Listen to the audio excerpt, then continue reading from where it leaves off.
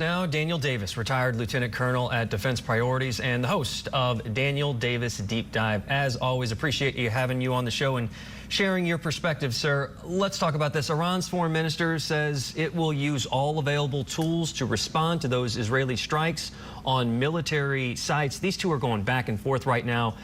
How do you assess the situation is playing out, and could this thing escalate into a full-on war between the two?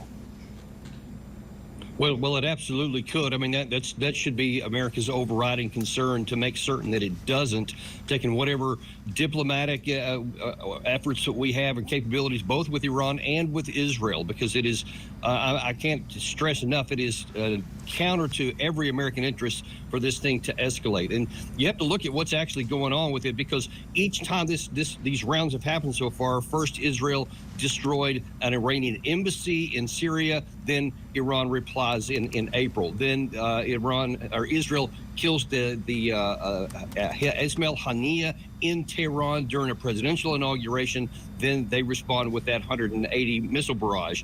Now Israel has what they called respond, but it's like the third round, and so we're finding out, will Iran again follow that with some kind of retaliation?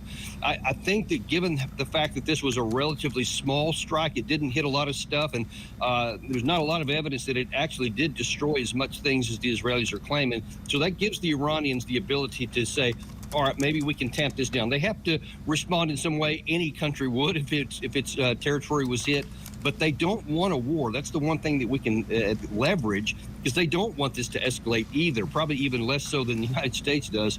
But they probably will do something around the margins, I think, to try and keep this tamped down. But if they hit something big, and then then the escalation ladder keeps going up, and then Israel itself will respond. So we're still in a very dangerous position.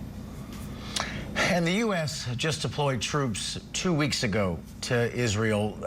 What do you think the likelihood is that could happen again? Is deeper American involvement, the way you see it, still a strong possibility?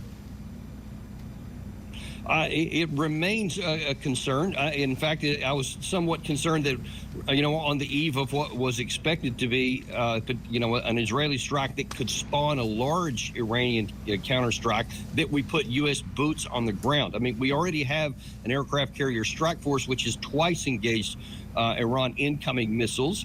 So it's, first of all, it's like the United States is not supposed to be the one giving its armed forces for the use of Israel.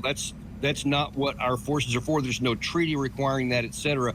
But now then to put them on the ground takes it one step further, which puts us deeper into the conflict. So in the event that there is a strong Iranian reaction, it's potential that they could go after our sites, our missile batteries, etc., and Americans could be killed. And that would be really hard for any president ever not to escalate beyond that. So I think it is a huge strategic vulnerability for the United States. It provides marginal additional help for Israel, and I think they should withdraw them pretty soon. Colonel, there's some new reporting in the New York Times on Iran that says experts inside and outside the Biden administration fear that Iran may conclude it has only one defense left, racing for an atomic weapon. How do you see it? That is probably my number one concern, because we've claimed for all these years that we want to deter them from getting a nuclear weapon.